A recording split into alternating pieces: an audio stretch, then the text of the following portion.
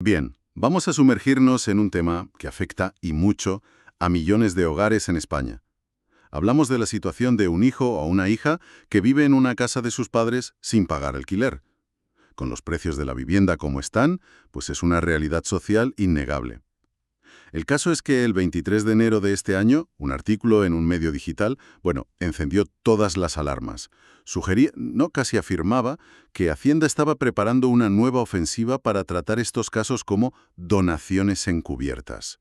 La incertidumbre, claro, se disparó. Para analizarlo, hoy tenemos un análisis jurídico increíblemente detallado. Se ha puesto ese artículo frente a más de 60 documentos oficiales. Hablamos de leyes, de sentencias del Tribunal Supremo, consultas a la propia agencia tributaria, verificaciones de agencias de noticias, de todo. Nuestra misión, aquí, es, separar el grano de la paja, el pánico de la realidad. Vamos a ver qué hay de cierto, cuáles son los errores de bulto de ese artículo y, lo más importante, qué implicaciones fiscales existen de verdad. Si es que existen. Vamos a desglosarlo. Empecemos por la pregunta del millón, la que ha quitado el sueño a más de uno. ¿Es verdad que Hacienda ha lanzado una nueva campaña de persecución sobre este tema? Pues la respuesta corta y directa, y además respaldada por fuentes oficiales, es un no rotundo. Un no rotundo. Sí. De hecho, la agencia de verificación F-Verifica lo desmintió categóricamente el 22 de enero, o sea, un día antes de que el artículo generase toda esa alarma. Un día antes. Increíble. Sí. Y citan directamente a Carlos Cruzado, que es el presidente del Sindicato de Técnicos de Hacienda, Gesta, y él es muy claro. Dice que no hay ningún cambio de criterio ni ninguna campaña específica en marcha. O sea que la premisa principal, la que generó todo el revuelo, ya nace tocada. Pero, ¿por qué es un no tan rotundo? ¿Cuál es el argumento para que esto no sea una donación? Aquí está la clave de todo.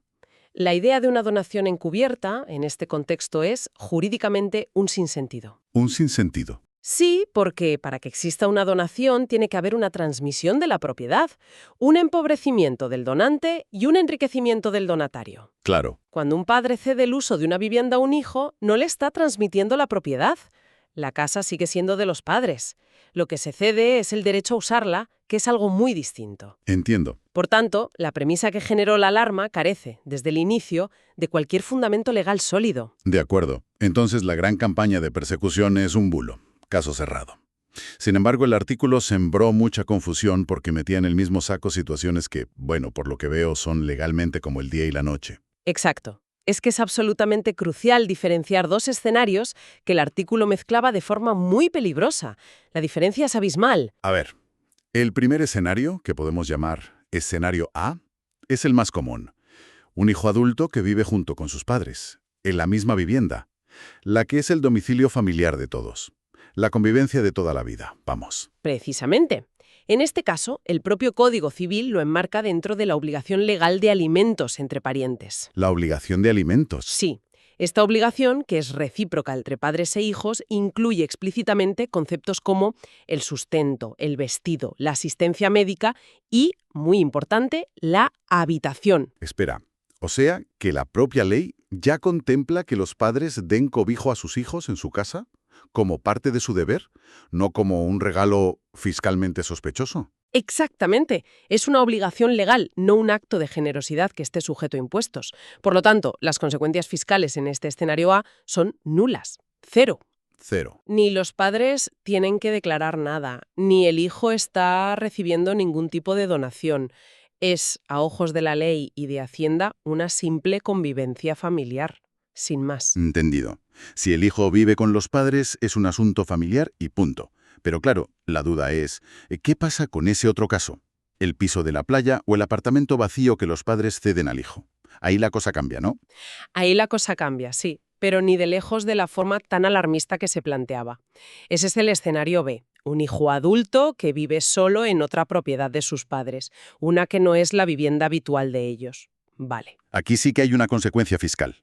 Pero es una muy concreta, conocida desde hace años y que no tiene nada que ver con el impuesto de donaciones. Entonces, ¿cuál es esa consecuencia fiscal real? ¿De qué estamos hablando exactamente? Estamos hablando de la imputación de rentas inmobiliarias en el IRPF de los padres. Suena técnico, un poco, pero es sencillo. Y quiero subrayar que esto no es ninguna novedad, ¿eh?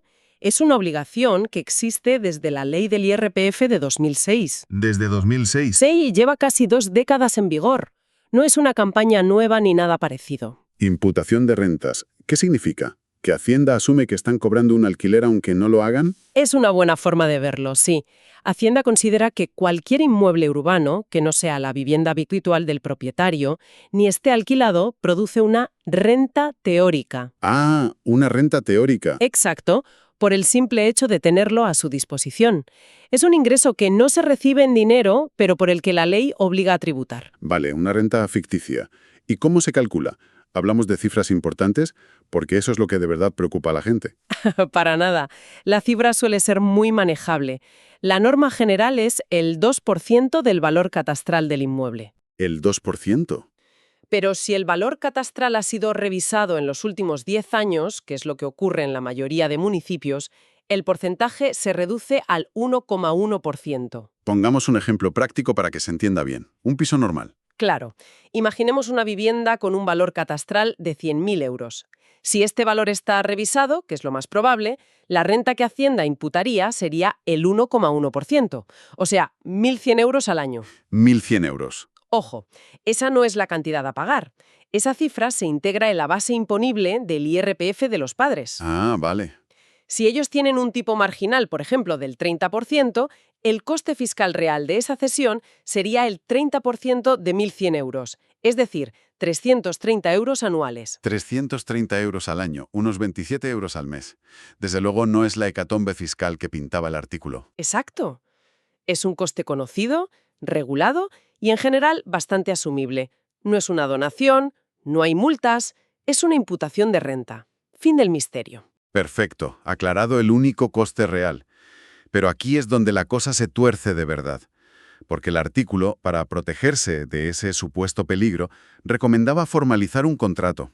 Mencionaba figuras como el precario y el comodato. Sí, Y según los análisis, parece que aquí es donde cometió su error más grave. sin ninguna duda. Lo que ocurre aquí es fascinante por la paradoja que crea.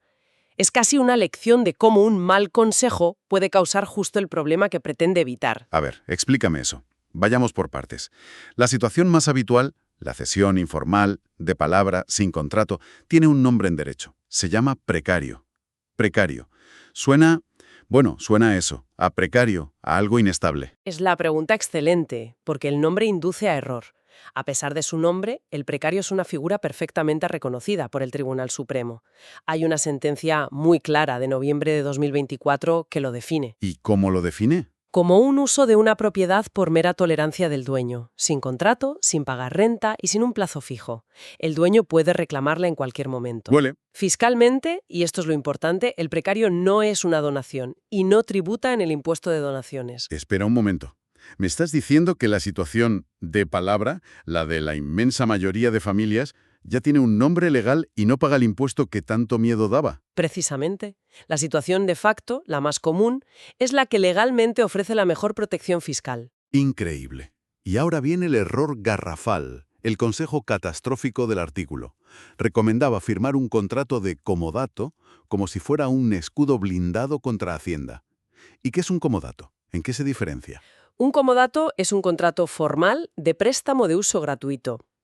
La diferencia clave es que es un contrato, un documento firmado que establece condiciones, a menudo un plazo. Parece un paso lógico para dar seguridad, ¿no?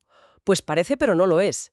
Según múltiples consultas vinculantes a la Dirección General de Tributos, que es quien interpreta la normativa fiscal, Sí. la formalización de un comodato sobre un inmueble se considera una donación del derecho de uso de ese inmueble. No me lo puedo creer. Y, por tanto, sí está sujeto al impuesto sobre sucesiones y donaciones para el hijo. O sea, el escudo blindado que recomendaban es en realidad la trampa fiscal. Es una paradoja total y absoluta. Es totalmente contraproducente. La recomendación para protegerse es literalmente lo único que crea la obligación de pagar el impuesto que la situación informal evita. Es de una ironía. Se crea el problema que se pretendía evitar. Es el ejemplo perfecto de cómo un mal consejo, basado en el desconocimiento, puede tener consecuencias fiscales directas y muy negativas. Entonces, ante este panorama, ¿cuál sería la recomendación práctica para una familia? ¿Qué deberían hacer para estar tranquilos y no complicarse la vida? Pues si conectamos todos los puntos, la opción óptima es la más sencilla: mantener la situación de precario informal. Es la más segura y la más simple. ¿Y cuáles serían los pasos prácticos para que ese precario esté bien configurado y no dé lugar a dudas? Son 3 pasos muy claros. Primero, los padres deben cumplir con su única obligación fiscal, que es declarar esa imputación de rentas en su declaración del IRPF. Vale. Paso 1, los padres declaran su imputación de renta. Hecho. El segundo, el hijo o la hija que vive en el piso debería poner los suministros básicos: luz, agua, internet, a su nombre. Y, por supuesto, pagarlos desde su propia cuenta. Claro, tiene todo el sentido. Esto demuestra de forma fehaciente que es él o ella quien ocupa la vivienda. ¿Y el tercero? Los padres, como propietarios, siguen pagando los gastos de la propiedad, el IBI y los gastos de la comunidad. Esto refuerza su condición de dueños y la del hijo como mero usuario. Los padres declaran la imputación, el hijo paga sus facturas y los padres pagan el IBI y la comunidad. Esa estructura es perfecta. Refuerza legalmente el carácter de precario, evita problemas y tiene un coste fiscal conocido y limitado para los padres, y ninguna obligación para el hijo. Es la solución más limpia. Perfecto. Ahora bien, el artículo mencionaba otra vía: donar directamente la vivienda. Hablaba de bonificaciones importantes en Madrid y Andalucía. ¿Qué hay de cierto en esto? Bueno, si el objetivo ya no es solo ceder el uso, sino transmitir la propiedad de forma definitiva, la donación es una opción a considerar, sobre todo en comunidades con altas bonificaciones. Pero aquí el artículo cometió otra omisión muy significativa. ¿Cuál? Mencionó correctamente las bonificaciones del 99% en Madrid y Andalucía, pero omitió por completo que Canarias tiene la bonificación más alta de toda España. Ah, sí. Sí, es del 99,9%. Un momento. El 99,9%. Eso no es un despiste, es una omisión muy grave para cualquier residente allí. Es una diferencia de 10 veces. Para una donación de una vivienda valorada en 200.000 euros, la cuota a pagar en Madrid o Andalucía, con la bonificación, sería de unos 300 euros. En Canarias, con la bonificación del 99,9%, el coste fiscal podría ser de apenas 30 euros. 30 euros en vez de 300. La omisión es realmente importante, sí. Lo es, y subraya la importancia de analizar siempre la normativa autonómica específica antes de tomar decisiones de este calibre. Si resumimos todo lo que hemos analizado, el panorama general es mucho más tranquilo de lo que parecía. El riesgo real es sustancialmente menor. Infinitamente menor. El riesgo de una inspección por una cesión informal familiar es bajísimo, casi anecdótico, siempre y cuando los padres cumplan con declarar la imputación de rentas, claro. Vamos, que la alarma social no estaba justificada. En absoluto. Fue un incendio provocado por la desinformación que no se correspondía ni con la normativa ni con las actuaciones reales de la agencia tributaria. Bien, creo que hemos arrojado muchísima luz. Repasemos las ideas clave. La primera y más importante: la supuesta nueva campaña de Hacienda es falsa. No existe. Correcto. La segunda: si un hijo vive con sus padres en la casa familiar, no hay ninguna consecuencia fiscal para nadie. 0. Es convivencia. En su IRPF, un coste anual asumible. Efectivamente. Y la cuarta, que es quizás la conclusión más sorprendente: la mejor recomendación es mantener la situación como está, en un precario informal. Y nunca, bajo ningún concepto, formalizar un comodato. Increíble que la solución más segura sea la más simple, la que la gente ya hace por puro sentido común. A veces, en derecho fiscal, el camino más sencillo es el más correcto. Intentar sobreprotegerse con contratos innecesarios puede ser como coger un paraguas en un día soleado y acabar atrayendo un rayo. Hemos desglosado las reglas fiscales, pero esto me lleva a una reflexión final. En un contexto donde el acceso a la vivienda para los jóvenes es una carrera de obstáculos, ¿hasta qué punto las estructuras fiscales actuales se adaptan a estas realidades de apoyo intergeneracional? Es una gran pregunta. O, por el contrario, a veces las complican innecesariamente con figuras como la imputación de rentas. Es algo en lo que pensar.